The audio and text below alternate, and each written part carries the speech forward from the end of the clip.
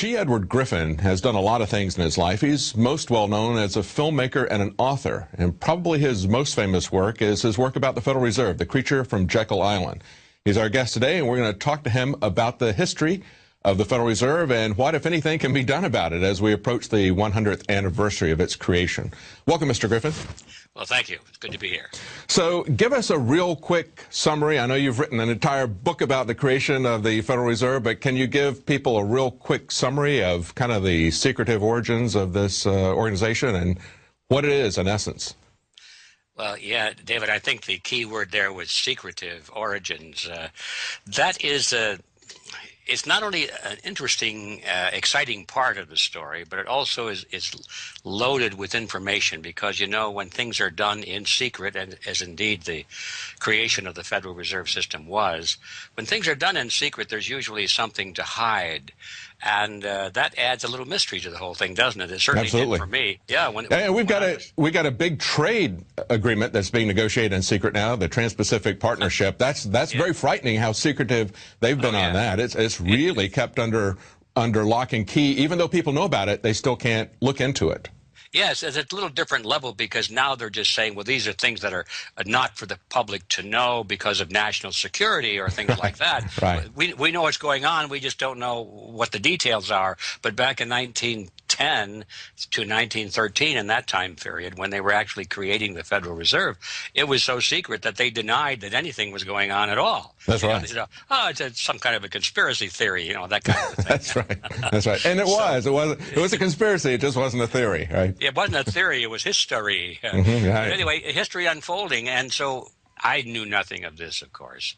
But when I started to research, and I found out that the Federal Reserve was, in fact, created under conditions of extreme secrecy, so much so that it wasn't even done in Washington, in D.C., where you might expect. It was done on a private island off the coast of Georgia, Jekyll Island, as a matter of fact. I thought, well, isn't that interesting? What's this all about?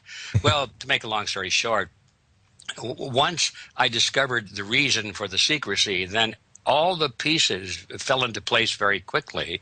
Everything we need to know, I think, today, even 100 years later, everything we really need to know about the Federal Reserve that unlocks the mystery of all these crazy things we think they're crazy that they're doing. What's this Federal Reserve doing? Don't they know that's not good for America? Don't they know that's not good for Americans? It's not good for the economy. Don't they know that? Are they all stupid, you know? Isn't that always the case? We always say, what are they doing? This is absolutely the opposite of what they should be doing, because in so many areas of government, over and over again, they tell us that something is created to do X, and yet it has a completely different agenda that is completely different than what the public believes, and that certainly is the case of the Federal Reserve, isn't it? Yes, it is, and that's the whole point. We're so stupid, we actually believe them when they tell us that it's supposed to do a certain thing. We think, oh, well, they're honorable men. We elected them, and we wouldn't vote for a dishonorable person, would we? So since we elected them, we purified them with our vote. You know, we sanctified them. So when they tell us something, we think, well, that must be true. Right. Well, anyway, this all is not new. It goes back at least 100 years to the Federal Reserve. It goes back before that, unfortunately. But anyway, everything we need to know, really, about this mystery that's unfolding today is answered in the details of that secret meeting back in 1910. So I'll give you the nuts and bolts of it, because I know we got to get on to more important things, but I think it's important to know where we were.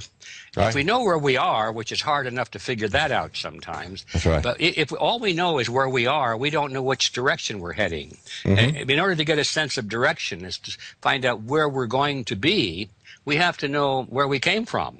So we can get 2 points lined up and then have a straight line and we can see where we're headed. So we need to go back in history now and then. And so we go back to 1910. And we find out that back in those days there was a great deal of concern among the American people about the economy. They're about the banking system in particular, about the money system, about credit. They were concerned about this concentration of financial power in the hands of a few huge firms on Wall Street, banks and insurance companies and brokerage houses. And they knew that somehow these very wealthy, powerful financiers were dominating the country because they had control over the flow of money and credit and everything. And they said, we've got to break this because we know it's not good for America. So there was a pressure at that time to what they called break the grip of the money trust. That was a phrase that it was used over and over again.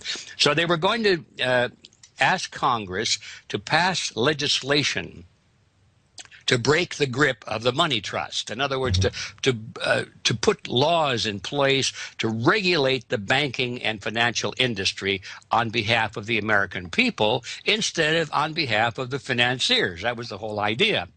And so basically what happened, David, is, and you know the story well, but the bankers decided, this is going to happen, isn't it? There's a lot of pressure. So what are we going to do? We're going to sit back and let it happen? Well, these guys are not stupid. They're very shrewd individuals. And they said, no. If there's going to be banking legislation to control our industry, let us write the legislation and not tell anybody that we wrote it. And that way we can contour it in such a way that it benefits us and actually strengthens our grip over the economy instead of accomplishing what the people think it's supposed to do. So that was a decision that was made to come together, and they did exactly that. Was the reason for the secrecy, because if anybody knew that the Federal Reserve Act was written by the very financial interests that it was supposed to control, well, then, of course, it would never have been popular. It wouldn't have passed through Congress. It would never have come to be in the form that it did. Isn't that always what they do? I mean, we've seen the same sort of thing with Dodd-Frank legislation. That was supposed to rein in the banks in light of the big failures that we had in 2008. And yet, as the details emerge, we're starting to see a very different picture. It looks like it was written for the benefit of the bankers. Same thing with the quote-unquote Affordable Health Care Act.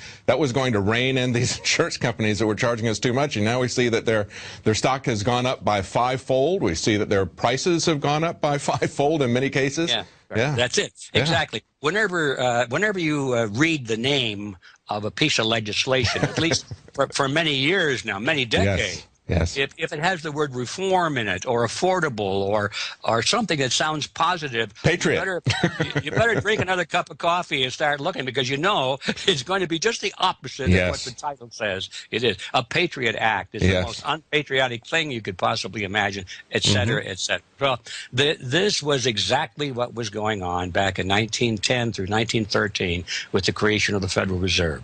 So that's the history. At least that's how it started. The largest financial institutions in America sent their representatives to Jekyll Island. We're talking about J.P. Morgan, William Rockefeller, Kuhn Loeb and Sons, and so forth. All of these people representing the biggest financial interest in the world, because some of those groups had very close ties with Europe. And Kuhn Loeb was a representative of the Rothschild dynasty, and of course Max Warburg was involved, tied in with the Warburg dynasty in Germany and the Netherlands, and so we had really an international flavor to this whole thing. And even J.P. Morgan. I mean, we just commemorated Armistice Day, which was Veterans Day, which was originally Armistice Day, the end of World War I, and it was J.P. Morgan that was a major financier for the French and even the British during the beginning of World War I, against the wishes of Secretary of State William Jennings Bryan. So there was all these, there was all this stuff going on. You know the history well. J.P. Morgan was more European than he was American. His roots were really in London, and all of his business connections and his wealth was really derived through the Bank of England. And even though he was an American citizen, his heart and his mind and his upbringing and his culture was all Britain. Absolutely. Mr. Griffin, hang on right there. We want to continue this. I want to ask you some questions about what we can do about the Fed, but we're out of time in our regular segment. We're going to be right back after the break. Well, that's the end of our show tonight, but if you're a Prison Planet subscriber, stick around for the rest of the interview. We're going to talk about a lot of different things. We're going to talk about solutions. We're going to talk about Bitcoin. We're even going to talk about the carbon credit scheme, so stay tuned. Stay tuned after the news for more special reports.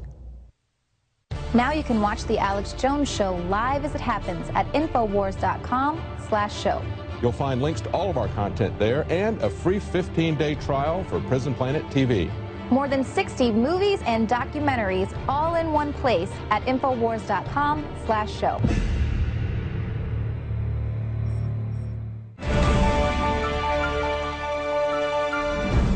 Well, as we're looking at the 100th anniversary of the reauthorization of the Federal Reserve, I'm talking to G. Edward Griffin. Probably nobody knows the history of the Federal Reserve and how we got this secretive private organization in control of our money supply than Mr. Griffin. And we were just talking about the creation of it, but we're also going to talk to him about what possibly can be done about it. Mr. Griffin, you were just talking about the creation of the Federal Reserve, how it was done in secret, and how important it is that we understand what it really is and the perverseness of these major moves that the government makes in secret. Go ahead, continue. Well, yes, I think the most important fact, we don't have all day to explore these interesting byways. Let's get right back to the highway again. The most important fact that this history reveals is that the Federal Reserve is not really a government agency like it appears to be. Exactly. It appears to be a government agency because it has the force of government behind it. Its edicts, its rules, its regulations are mandatory, or we go to prison, and therefore people logically would say, well, who can put you in prison except the government, you know? But what they don't realize is that behind that, the Federal Reserve is a cartel of private banking institutions and other financial institutions. It's a private banking cartel. It's a cartel. No different than a banana cartel or an oil cartel. It just happens to be a banking cartel. And the major players in that field came together back in 1913, and they drafted up their cartel agreement, which was designed to preserve and expand their influence and power.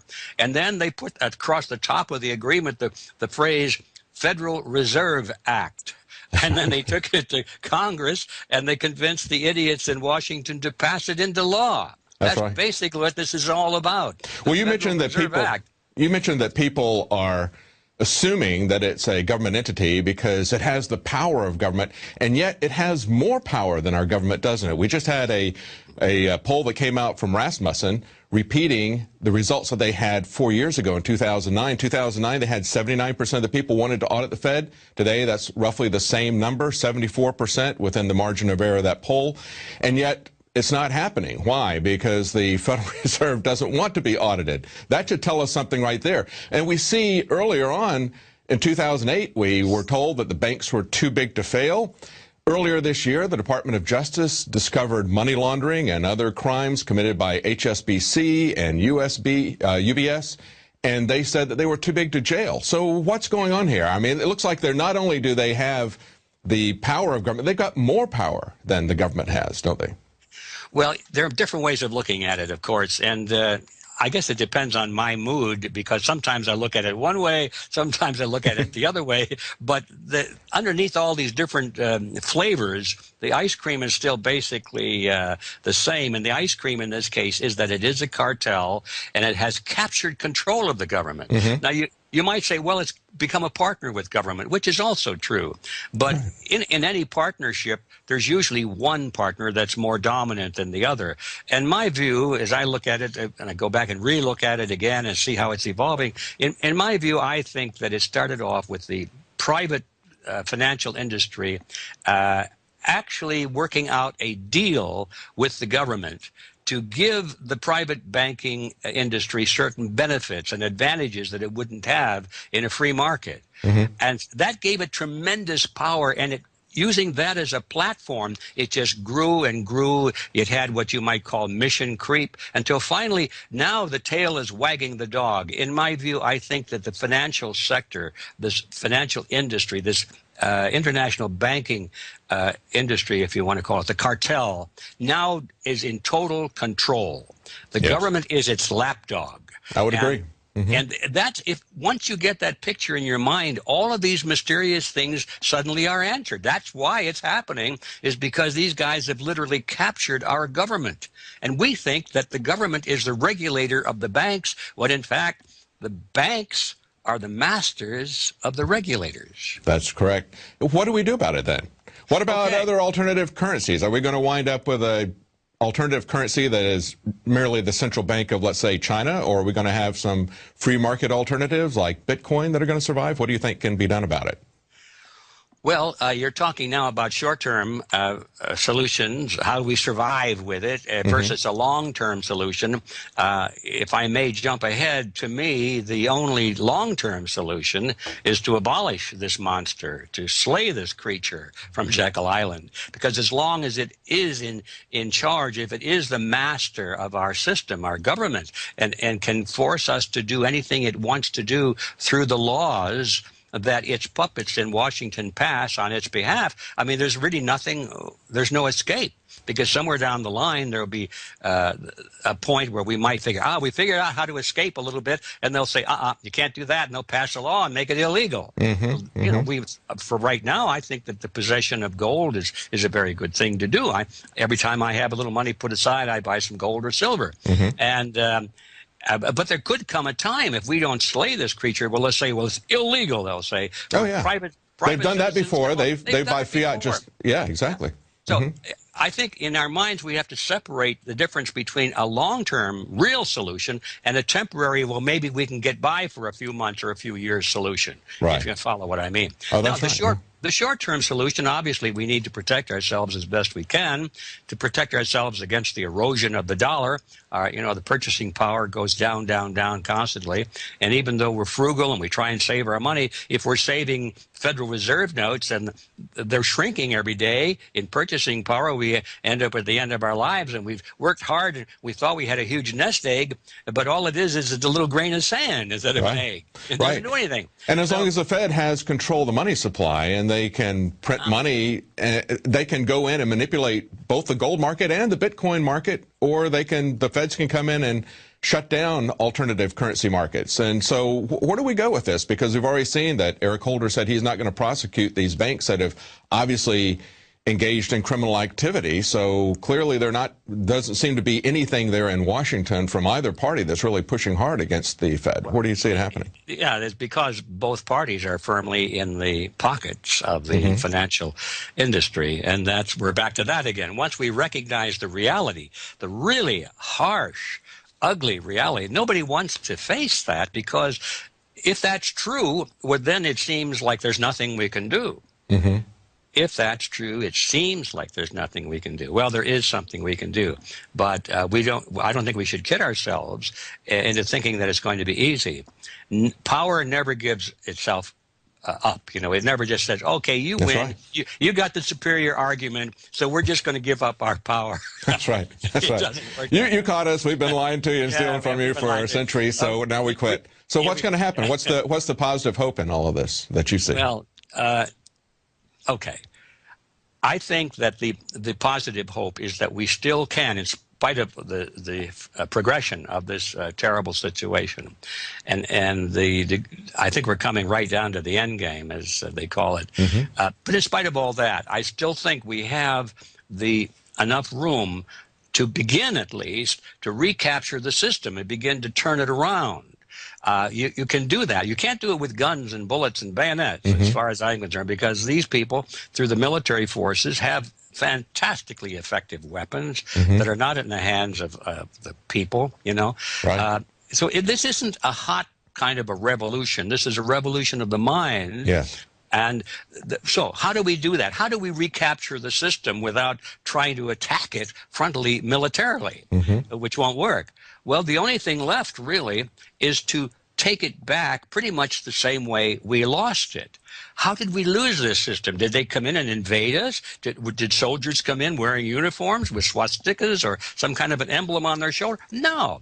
They took over our system from the inside using a very specific strategy which they actually teach.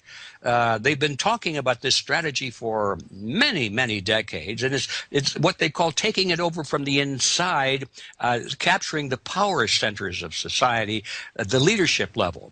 They have theorized long ago that people have a herd instinct, and they follow leaders, which is true. Even leaders tend to follow stronger leaders. That's the way humans are. And so rather than dominate every individual one-on-one, they realize that all they have to do is control the mass organizations to which people belong, or the leaders which have leaders that they follow, and that way they can control the masses. What am I talking about? I'm talking about political parties. I'm talking about labor unions, church organizations, mass media organizations, those power centers that influence public thinking. And when people say, well, our leaders did this, and since I voted for him, he must represent me, and all that sort of thing that goes on in their minds, most of which is not true, but that's what we've been led to think. They know that if they can capture the control of these organizations at the top, then everybody will follow. And that's what they have done. When you look at the political parties, for example, we've been talking about those. Why is it that no matter which party is in power, nothing really changes? It's because they're controlled at the top. At the very top. I'm not talking about the rank and file, the people that go to the conventions, the ones that are out there waving the flags. And all. They're just cannon fodder. They're being used by the leaders at the top. Political parties are probably the most important power centers of society, but then take a look at the media centers. This is the way you can control public opinion. Take a look at the universities and the school systems. Yes, absolutely. Wherever you look, the really powerful ones, and you go to the top, at the very top, what do you find? You find people who are collectivist in thinking, they're militant, they know what they want to do, they're in total agreement with the system we have now. You're not going to find anybody at the tops of these organizations that want any serious change at all, because they've got exactly what they want now. So how did they get there? Well, mainly because they knew that they had to be there, and we, on the other hand, weren't even aware that they were trying to do that. We were out busy enjoying our lives and having a good old time, and then we wake up one morning and say, my goodness, how did this happen? Everybody at the top wants something, and we know it's wrong. So now back to the question, what do we do about it? It is possible, I am totally convinced, for us to go back into these power centers of society, and if we work together and organize and network and have a common creed, we know what we believe in, what we want, as well as what we don't want, then we can begin to take back control of these power centers. I think it can be done. No. The question is, can it be done quickly enough? The word enough. Yes. This is the hard part. I don't think this is going to happen by the next election. That's what everybody wants to know. That's right. Who can we vote for? See, they want the simple answer. What candidate? Who can we vote for? So once every 2 or 4 years, we can go and cast our vote, and we've discharged our responsibility of citizenship. Right. They want that quick, easy answer, you know? It's not going to happen that way. I don't think it's going to happen that way.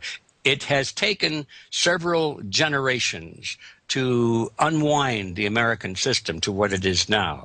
I think it's going to take at least a generation to bring it forward again to where it should be. I think we're looking at a generational project here. Yes. That means that we're probably not going to get it done before things get really, really bad. But it also means we can get it done. It's just going to take longer than we want, but it will happen. And I look at it this way. What we're doing right now, even with this interview, in a way, we're laying the foundation. We're spreading the word. We're giving a vision, an enlightenment to people that maybe hadn't seen it quite this way before. And some of those people are going to become active in helping us lay the cornerstone, the foundation of this new system that we'll build back up again. It's going to take a generation, but we're building the foundation right now as we speak. And once that process starts, and I know it has already started, you can't stop it.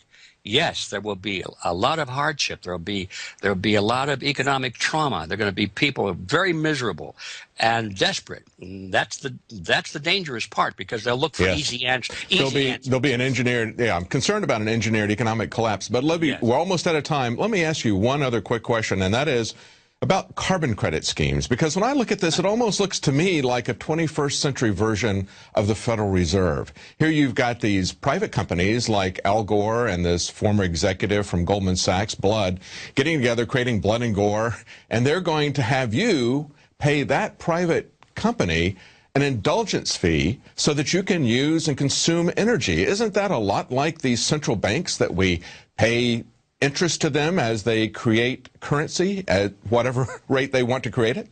Well, Dan, that's a very interesting analogy. I think it is a lot like that, because that's the very reason that these cartels always go into partnership with government, is so they can use the coercive quality of government, the power of government, to enforce what they want. The thing about cartels and monopolies is that they cannot maintain themselves unless they have the force of government on their side. A lot of socialists and left-leaning people and collectivists of all kinds say, we got to have more government regulation, not realizing that it's that very government regulation that allows monopolies and cartels to survive, because without it, they'll start to compete with each other. Exactly. And it seems to me like for this carbon credit, it seems like they've been, you're talking about it being an educational issue, they've been laying the groundwork for this in government schools and throughout the media for quite some time, creating this sense of alarm and concern about the climate so that they can then present this false alternative in the same way that J.P. Morgan and other bankers had created these massive cycles of boom and bust and then offered the Federal Reserve as a solution to it. And we saw that that was rapidly followed by the Great Depression. So, I mean, it's not really a solution to it, but it's they create a problem and then offer the solution, don't they? It's a very controlled mechanism.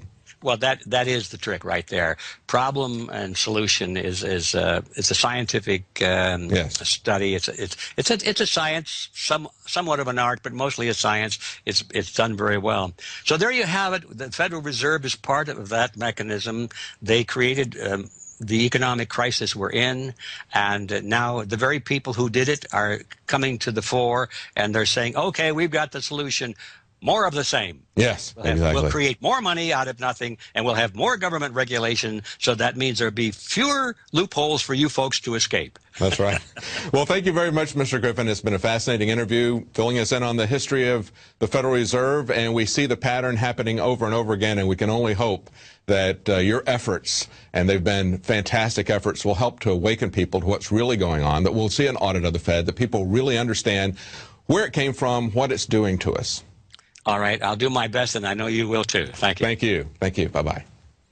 Well, we were just able to barely scratch the surface of the information that Mr. Griffin has about the Federal Reserve. You really need to get the book, because as he pointed out, the way they played us, the way they stole from us, the way they took advantage of the nation was by secrecy and by our ignorance. And you can do your best to stop that by educating yourself and educating other people.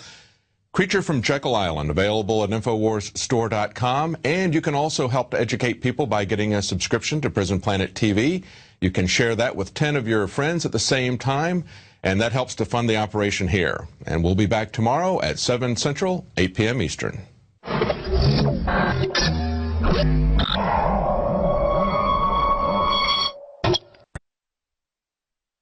Are we choosing our own destiny, or has it been pre-selected for us? As we've moved through history, every great leader has had to understand the potential of information. Billions of dollars have been spent, privately and publicly, looking at how to tap into your psyche.